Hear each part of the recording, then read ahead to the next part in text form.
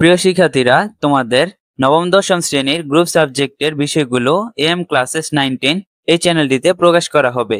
সবার আগে গ্রুপ সাবজেক্টের ভিডিওগুলো পেতে এখনই আমাদের চ্যানেল এম ক্লাসেস 9-10 সাবস্ক্রাইব করো। আসসালামু আলাইকুম ষষ্ঠ শ্রেণীর শিক্ষার্থীরা, আশা করি সবাই ভালো আছো। আজকে আমি তোমাদের সাথে আলোচনা করব লেকচার গাইড থেকে প্রথম মডেল টেস্ট, যেখানে আমি তোমাদের সাথে বহু নির্বাচনী প্রশ্ন এবং এক কথায় প্রশ্নের উত্তরগুলো আলোচনা করব। পরবর্তী ক্লাসে আমরা সংক্ষিপ্ত প্রশ্নের উত্তর এবং বড় প্রশ্নের উত্তরগুলো দেখব। প্রথমে চলে আসো যে আমরা দেখি এখানে কি বলছে।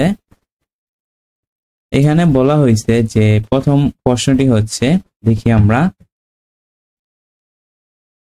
মিনা 1 ডজন ডিম কিনলো, সে কয়টি ডিম কিনলো? আমরা জানি যে 1 ডজন সমান 12টি, অর্থাৎ সে 12টি ডিম কিনেছে। তারপরে আসো 10 ভাগের 6কে শতকরায় প্রকাশ করো। তো 10 ভাগের 6কে যদি আমরা শতকরায় প্রকাশ করি তাহলে কি হইব? উপরে হইব 6, নিচে হইব কত? 10। গুণ কত পার্সেন্ট হইব? গুণ 100%। ঠিক আছে, তো এখন 10 দিয়ে যদি আমরা 100 কাইটা দিই তাহলে কত হইব? 10 হইব। আর 6 10 কত হয়? 60%। তাহলে এটার অ্যান্সার হইব 60%। তারপরে আসো পরবর্তী প্রশ্নটি হচ্ছে 3 নাম্বার, অনুপাতের পূর্ব উত্তর রাশিকে সমান একই সংখ্যা দ্বারা গুণ অথবা ভাগ করলে তা একটি সমতুল অনুপাত। এটা হচ্ছে কি একটা মুখস্থ লাইন, বইয়ের তোমরা এটা মুখস্থ পাইবা। 4 নাম্বার দেখো, পরিমাপের অতি প্রাচীন এককের নাম কি? পরিমাপের অতি প্রাচীন এককের নাম হচ্ছে কিউবিট। ঠিক আছে, যে আদর্শ ভৌত রাশির সাথে তুলনা করে অন্যান্য রাশির পরিমাপ করা হয় তাকে কি বলে? তাকে বলে পরিমাপের একক। তারপরে আসো 6 নাম্বার, নিচের কোন ক্ষেত্রে বীজগণিতের ব্যবহার রয়েছে? বিজ্ঞান, ব্যবসা, বাণিজ্য, প্রকৌশল, মানে সবগুলো ক্ষেত্রে কি বিজ্ঞানের ব্যবহার রয়েছে। ঠিক আছে। 7 নাম্বার আসো, যেসব পদের বীজগণিত উৎপাদক একই তাদের কি পদ বলে? তাদের সদৃশ পদ বলে। এটা সহজ ছিল। তারপর আসো 8 নাম্বার, দেখো 8 নাম্বার কি বলছে? সমান চিহ্ন সংবলিত গাণিতিক বাক্যকে কি বলে? সমান চিহ্ন সংবলিত গাণিতিক বাক্যকে বলা হয় সমীকরণ। ঠিক আছে। তার পরবর্তীতে দেখো, নিচের কোনটি সমীকরণ? x - y 2x - 10, 2x + 5 - 10, 2x + 5 = 15। আমরা জানি যে একটা সমীকরণ হতে হলে অবশ্যই একটা সমান সমান চিহ্ন থাকতে হবে, তাহলে কি হইতে পারবো? সেটা একটা সমীকরণ হইতে পারবো। তারপর আসো 10 নাম্বার, নিচের কোনটি বীজগণিতের পুরনো কিন্তু মজার একটি শাখা? বীজগণিতের পুরনো মজার শাখা হচ্ছে জ্যামিতিক। এটা অনেক আদি যুগ থেকে জ্যামিতিক যে শাখাটা আছে সেটা চলে আইতাছে। তারপর আসো, যার নির্দিষ্ট দৈর্ঘ্য আছে তাকে কি বলে? তাকে কি বলে? বিন্দু, রেখা, রেখাংশ, রশ্মি, তাকে বলে রেখাংশ। ঠিক আছে, যার নির্দিষ্ট দৈর্ঘ্য আছে তাকে বলে রেখাংশ।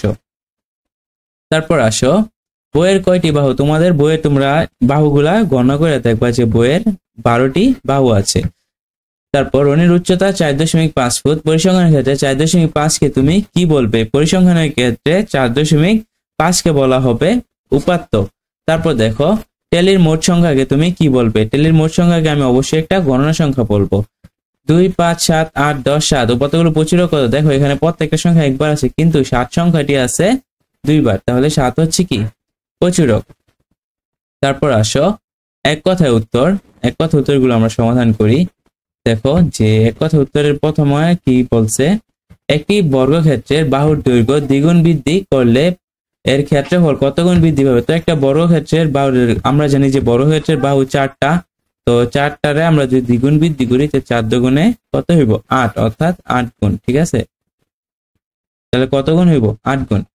তারপর দেখো, শতগ্রিডের খেলায় প্রতি দলে কতজন থাকে? শতগ্রিডের খেলায় প্রতি দলে 2 জন করে থাকবে। ঠিক আছে, 2 জন করে থাকবে। তারপর আসো, 1 মিটার সমান কত সেন্টিমিটার? আমরা জানি 1 মিটার সমান 100 সেন্টিমিটার। ঠিক আছে, 100 সেমি শিক্ষার্থীরা আমি। তারপর আসো, বীজগণিতের ইংরেজি শব্দ কি? বীজগণিতের ইংরেজি শব্দ হচ্ছে আলজেব্রা। ঠিক আছে, আলজেব্রা, CEBRA। তারপর দেখো, পাটিগণিতের 9কে বীজগণিতকে কি দ্বারা প্রকাশ করা হয়? এটা বীজগণিতকে 9। ঠিক আছে, পাটিগণিতের 9 মানে বীজগণিতের 9। x + 5 = 9। সমীকরণটির মূল কত? তো এখানে বলছে সমীকরণটার মূল কত? দেখো এখানে প্লাস পাবে, আমরা যদি পাশে মাইনাস করে দিই তাহলে কি হইব? x = 9 -5, তো 9 - 5 করলে কত হয় 4, তাহলে x এর মান কত হয় 4। CIEO এর শব্দের অর্থ কি? এর শব্দের অর্থ হচ্ছে ভূমি, এটার অর্থ হচ্ছে কি ভূমি। তোমরা জানো ত্রিভুজের কি থাকে, ভূমি গুণ উচ্চতা, তো এটাই কি ওই যে ত্রিভুজের ভূমি, ঠিক আছে। প্রত্যেক ঘনবস্তু কত মাত্রিক? ত্রিমাত্রিক, ঠিক আছে, 3D মানে কত ত্রিমাত্রিক। অহনার বয়স 11 বছর, এটি কি? অহনার বয়স 11 বছর, এটা একটা কি তথ্য, ঠিক আছে, এটা একটা হচ্ছে তথ্য। তারপর আসো 2, 3, 5, 8, 10 উপাত্তগুলো কোন ধরনের উপাত্ত? দেখো 2, 3, 5, 8, 10 সিরিয়ালি আছে না, মানে ছোট থেকে বড় অনুপাতে আছে না। উপাত্তগুলো কোন ধরনের উপাত্ত? বিন্যস্ত।